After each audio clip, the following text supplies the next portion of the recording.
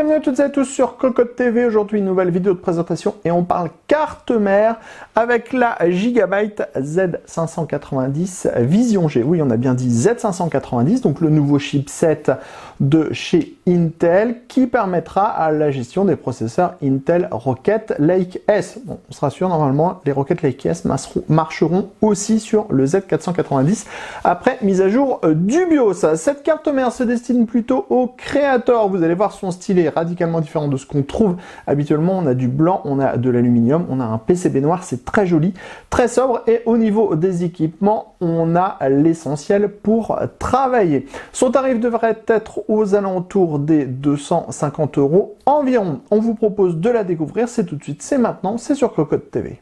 On commence comme toujours par le packaging. On est sur la gamme Vision G. On a un packaging entièrement blanc puisqu'on s'adresse plutôt aux créateurs. Donc on est sur de l'ultra sobre. On retrouve le logo Gigabyte, la référence de la carte mère Z590 Vision G. On retrouve les nouveaux logos Intel puisqu'on est sur une compatibilité Intel en 11e génération. Donc avec les Rocket Lake Ace.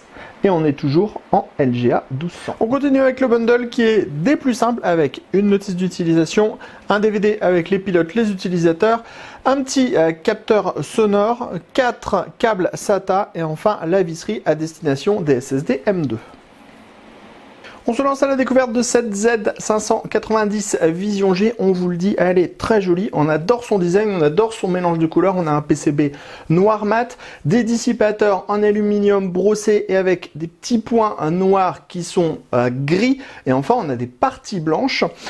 Notons aussi qu'on a deux bandes plastiques irisantes, donc on n'a pas de RGB sur ce modèle-là, mais on a ces petites bandes irisantes et suivant l'angle où vous allez les regarder, elles sont violettes ou alors un peu dorées. Franchement, ça donne très bien.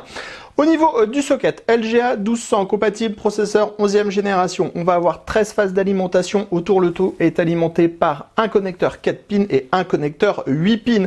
Au niveau des radiateurs, on a un classique ici en aluminium avec un caloduc qui repart vers un dissipateur à base d'ailettes en aluminium. À droite du socket, on va trouver 4 DDR4 en 3200 MHz maximum.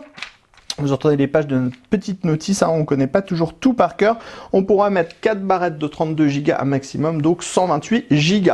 Ici, on a 3 petites prises fan, ensuite le 24 broches ATX, l'USB 3.2 Gen 1, l'USB 3.2 Gen 2, 6 SATA. Dans la partie basse, on va retrouver tous les connecteurs pour le COM, les USB, l'audio. On va de nouveau retrouver 3 prises fan et on a tous les petits plots pour le power on, le reset, etc. Au centre, on va retrouver la partie PCI Express. Alors la partie PCI Express, il y en a une partie gérée par le processeur. Comme ça, on est en PCI Express 4.0. Si on n'a pas un processeur 11e gen, on sera en PCI Express 3.0. Et le reste est géré par le chipset, donc en PCI Express 3.0. Avec un processeur 11e génération, on aura un M2 4X 4.0 et deux autres M2 4X 4.0 sous ce gros dissipateur. Sachez aussi que le PCI Express 16X sera lui aussi en 4.0 avec un processeur Rocket Lake S. Ensuite, pour les deux PCI Express, ici, on est sur du 3.0, tout comme pour le M2. Au niveau des vitesses, on est sur 4X, 4X et 4X. Enfin, juste devant tous ces ports, on a la partie audio. Sachez qu'on est sur une puce Realtek ALC 4080. Bien sûr, on a comme toujours un hump audio chez Gigabyte. À l'arrière de la carte mère, rien de spécial. On a le PCB noir mat, le renfort à l'arrière du socket, les vis qui vont permettre de tenir les différents dissipateurs. Et enfin, ici, les petits raccords pour la backplate qui tient toute seule. On passe au panneau arrière, on va retrouver un PS2, deux USB 2.0, 4 USB 3.2 Gen 1, une sortie DisplayPort, une sortie HDMI. Ensuite, on va avoir tous les connecteurs USB 3.2 Gen 2 avec deux types C, deux types A.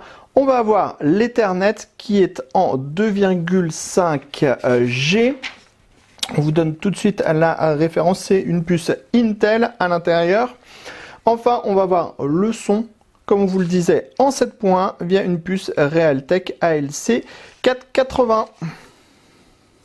On en termine de la découverte de cette carte mère Z590 Vision G par Gigabyte. Et comme on vous le disait en introduction, c'est une carte mère qui ne vise pas du tout le RGB. C'est donc ultra super méga sobre quand c'est allumé.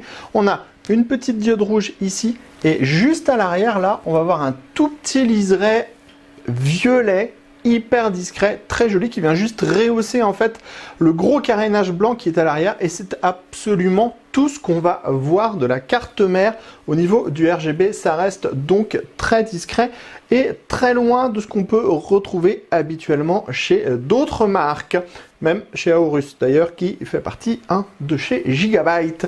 Sur ce, on se donne rendez-vous très prochainement sur cocotland.com pour toutes nos news, tous nos articles, tous nos tests, mais aussi sur notre chaîne Cocotte TV pour toutes nos prochaines vidéos de présentation. Sur ce, on vous dit à très bientôt.